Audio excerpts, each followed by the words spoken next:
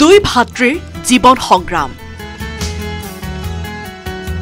বৰপেটাৰ প্ৰেছ ক্লাবৰ সন্মুখৰ পদপথত অৱস্থিত এখন সৰু চাহ দোকানত প্ৰতিদিনে ভিৰ কৰে বহু সংখ্যক লোকে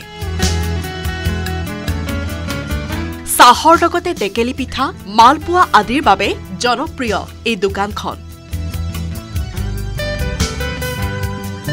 কিন্তু এই দোকানখনৰ আঁৰত আছে দুই ভাতৃৰ এক সংগ্ৰামী জীৱনৰ কাহিনী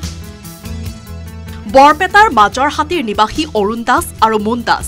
এই দুই ভাতৃয়ে মিলি প্ৰায় 25 বছৰ ধৰি এই দোকানখন চলাই আহিছে মানুহ ৰাখিলে আমাৰ মানে পইচা দি নুজুৰে গতিকে ইয়াৰ পৰা পানী আনা গিলাচ থোৱা কাপ প্লেট চিনি কৰা দোকান ঠিক কৰা বস্তু বনোৱা দিব যোৱা এইবিলাক পইচা ৰখা চব দুজনে কৰোঁ আৰু দুজন মানুহ ৰাখিলে মোটামুটি 400-800 টকা দিব লাগিব ইমানখিনি আজিকালি লাভ নহয় ঘৰখনৰো সমস্যা আছে তাৰমানে আৰ্থিকতে আমি সৰুৰ পৰা দুৰ্বল ইমান মানে কষ্ট কৰি আহিছোঁ আমি তাৰপিছত আৰু গতিকে দুখ গৈ আমি এনে কৰি আৰু চলি আজি ইও বিয়া পাতিলে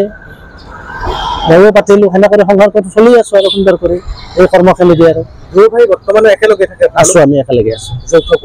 পৰিয়াল আমাৰ এখন আপোনালোকে এখন দোকানেৰে মানে দুয়োটা পৰিয়াল চলি আছে কোনোমতে আমি চলি আছোঁ আৰু মস্ত আৰু মানে হেৰিটো চলাব নোৱাৰি কাৰণ আমি দোকানখনত সেইকাৰণে ক'লোঁ যে মই মানুহ ৰাখি তাৰমানে দোকানখন চলাব নোৱাৰি 4-5জন মানুহৰ কাম দুজনে কৰি আছোঁ ৰাতিপুৱাৰ পৰা একদম আবেলি 6টা গধূলি 6টা এতিয়ালৈকে আৰু কৰি আছোঁ কাৰণ মানুহ ৰাখিলে পইচাটো আৰু দিব লাগিব দোকানৰ ইনকামটো কম আৰ্থিকভাৱে দুৰ্বল দুই ভাতৃয়ে পৰিয়ালক পোহপাল দিয়াৰ একমাত্ৰ উপায় হিচাপে আৰম্ভ কৰিছিল এই দোকানখন প্ৰথমে দোকানখন আৰম্ভ কৰাৰ সময়ত জ্যেষ্ঠ ভাতৃ অৰুণ দাস নৱম শ্ৰেণীত অধ্যয়নৰত আছিল কনিষ্ঠ ভাতৃ মুন দাস তেতিয়া সপ্তম শ্ৰেণীৰ ছাত্ৰ ঘৰ চলোৱাৰ দায়িত্ব ল'বলগীয়া হোৱাৰ বাবে দুই ভাই ককায়ে অতি কম বয়সতে বিদ্যালয় এৰি উপাৰ্জনৰ পথ বিচাৰিবলগীয়া হৈছিল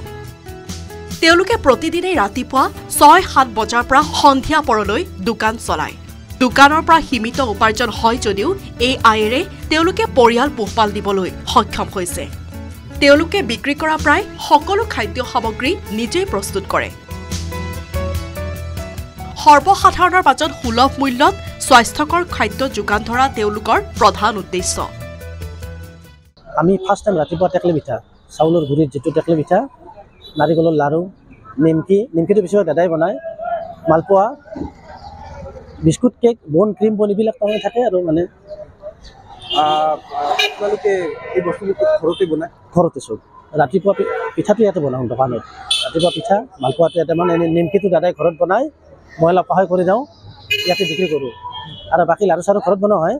বাকী বিস্কুট কেকটো এইবিলাক আৰু দোকানৰ পৰা আনি ইয়াতে বিক্ৰী কৰে কিন্তু আমাৰ পিঠাটো মালপোৱাটো আৰু নিমকিটো মানুহে ৰাতিপুৱা তাৰমানে খোলাৰ সময়তে আহে আৰু নিব কাবাই 10টা-5টা এনে কৰি ঘৰে ঘৰে কিছুমানে লৈ যায় খাই ভাল পায় আৰু পিঠাটো বিগত 25 বছৰৰ পৰা এই যাত্ৰাত বহু প্ৰতিঘাতৰ সন্মুখীন হোৱাৰ পিছত দুয়ো ভাতৃয়ে হাৰ নামানি সংগ্ৰাম কৰি গৈছে তেওঁলোকৰ এই চাহৰ দোকানখন কেৱল উপাৰ্জনৰ উৎস নহয় ই তেওঁলোকৰ আত্মসংগ্ৰামী মানসিকতাৰ প্ৰতিফলন